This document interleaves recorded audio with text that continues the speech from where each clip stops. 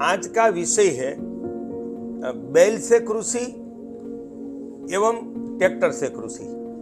तो ये हमारा 51 डैम की तालाब की योजना चोटीला तहसील में चल रही है।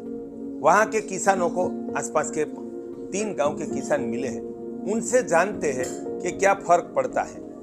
आप बताइए कि हम ट्रैक्टर से खेती करें और बैल से खेती करें तो उत्पादन में कितना फर्क पड़ता है? 50% ना 50%। 50% ना तो किसमें 50% कम हो जाता है? બળદથી ખેતી કરવાથી ને 50% લાભ થાય છે हाँ? અને ટ્રેક્ટરથી ખેતી કરવાથી 50% ખોટ જાય છે।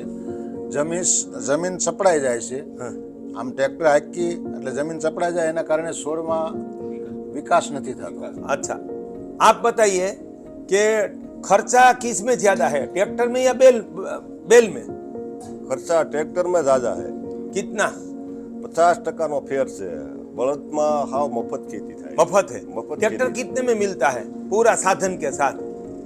ટ્રેક્ટર 10 લાખ રૂપિયા ખર્ચ થાય છે ટ્રેક્ટરમાં અને 10 વર્ષ થાય हाँ। ત્યાં ટ્રેક્ટર તો હાવ ભંગાર થઈ જાય। अच्छा, अच्छी बात है। आपका क्या कहना है?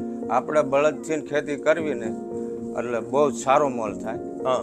અને ટ્રેક્ટરથી આપણે ખેતી કરવી ને તો ટ્રેક્ટરથી વિકાસ નથી આપતો અને સપડાઈ જાય જમીન, સપડાયા પછી છોડ સારો થાય નહીં અને બળદથી ખુલ્લી જમીન રહે અને પાણી સારું પીએ એટલે મોલ સારો થાય। किसानों का 3 बात सारे देश और विश्व को समझने जैसी है।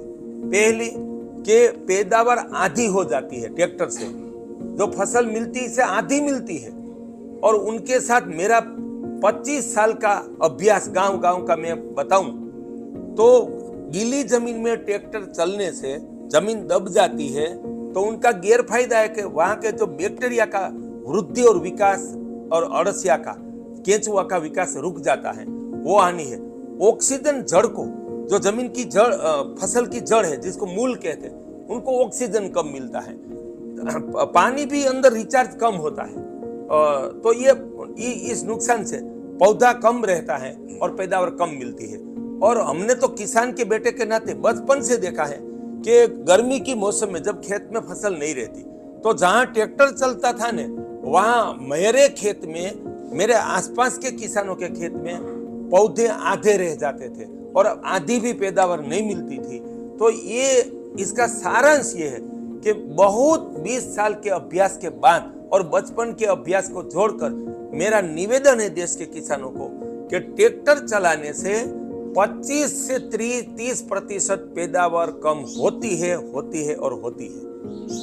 और दूसरा, एक ट्रैक्टर की लागत है 10 लाख रुपया और वो ट्रैक्टर चलाने में हर साल किसान को 1 लाख से ज्यादा डीजल खर्च और रिपेयरिंग खर्च उसमें गंवाता है। और 10 साल में ट्रैक्टर तो भंगार हो जाता है, बाद में उसका कोई मूल्य नहीं रहता। तब उसके सामने बैल, किसान गाय पाले तो उनको परिवार के लिए दूध घी छाछ मिलता है, गोबर गौमूत्र मिलता है और मुफ्त में बछड़े गाय देती है। वो बछड़े कृषि का चारा खा के बड़े हो जाते हैं। हमारे खुद के घर में ऐसा था, हर एक मेरे गांव में हर एक किसान के वहां ऐसा था कि बछड़े गाय, खुद की गाय के बछड़े बड़े हो जाते थे, मुफ्त में बैल मिलते थे। और जो हम फसल लगाते हैं उसमें से 50% से ज्यादा चारा तो वैसे ही मिल जाता है। हम मूंगफली, तुअर, कोई भी द्विदल, मूंग, मूठ, उड़द लगाए तो उनमें से हमें मुफ्त चारा मिलता है। आधा से कम चारा हमें बैल के लिए लगाना पड़ता है और उसका भी बहुत सारा फायदा है। हम ज्वारी जो लगाते हैं उनका भी। तो किसानों ये बैल गोबर गौमूत्र भी देता है तो हमारी कृषि की उर्वरकता बनी रहती है। तो ये पूरा हमारा 20 साल का अभ्यास के बाद हमारा कहना है कि ट्रैक्टर की कृषि बहुत खर्चीली है, उसमें 25 से 30% पैदावार कम मिलती है और धरती की उर्वरकता, पर्यावरण और गाय की विनाशक है। तो हम प्रकृति जब विनाश हो जाएगा तो सृष्टि पर से मनुष्य का विनाश हो जाएगा।